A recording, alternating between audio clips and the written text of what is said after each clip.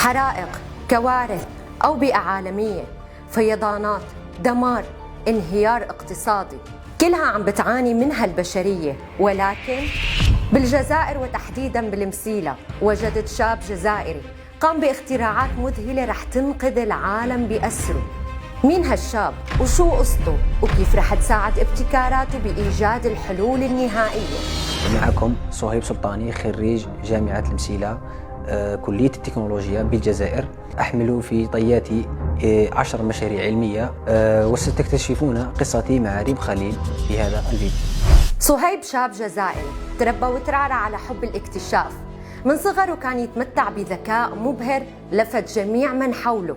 كبر على حب الابتكارات وأغلبها كان بمجال الطاقة والحرائق والمجال الطبي اللي رح نحكي عن أغلبها اليوم. كرات إطفاء الحرائق التي خاصة أنني تبنيت المشكلة من الحرائق التي جاحت الجزائر في فترة الصيف من العام الفارط، التي تقوم بإطفاء الحريق في 3 ثواني إلى ثانية واحدة. الكرة مزودة بحساسات حرارة، مجرد تحس بخطورة حريق من على بعد 3 أمتار أو مترين رح تنفجر. والجميل بالموضوع أنه صهيب ابتكرها بعدة أحجام بتناسب أي مكان توضع فيه، إن كان منزل أو سيارة أو حتى أحجام كبيرة تساعد على إخماد حرائق الغابات.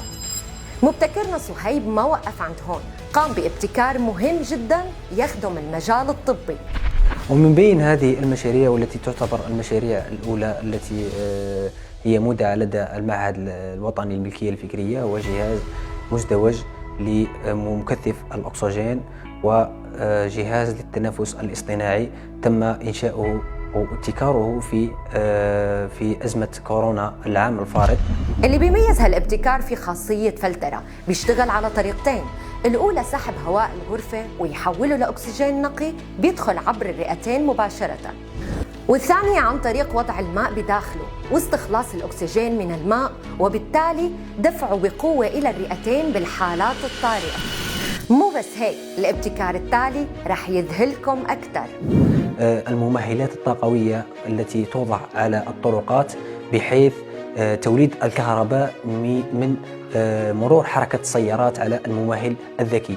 ومن حيث القياسات التي ميزت هذا الابتكار أنه يولد ضعفي الطاقة الشمسية من حيث قدرة إنتاج.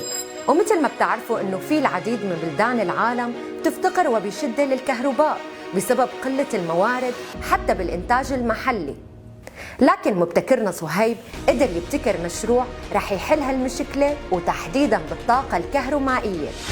هذا الجهاز يعتبر من بين الأجهزة الوحيدة في العالم التي تعتمد على الماء فقط من حيث توليد الكهرباء، بحيث يعتمد هذا المولد على نسب كبيرة من الماء أو نسب قليلة، بحيث يحول الطاقة الحركية إلى طاقة كهربائية بدون أي تبذير للماء المتواجد داخل الجهاز، وفي كميات كبيرة من الطاقة تنتج في كل مرحلة.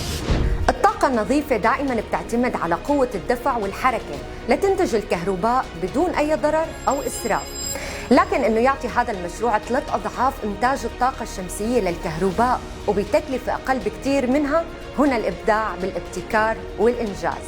من بين مشاريعي المستقبلية التي أتمنى إن شاء الله يوما ما أن تتحقق على أرض الواقع، وهو أجنحة ذكية كهربائية تعتمد على الكهرباء الضعيفة أو القليلة لكي تحقق حلم الإنسان بأن يطير بدون طائرة.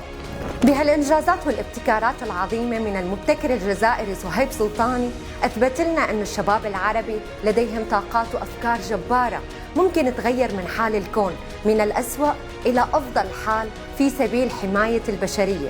وهي كانت قصة نجاح اليوم، بشوفكم بقصص نجاح أخرى. سلام.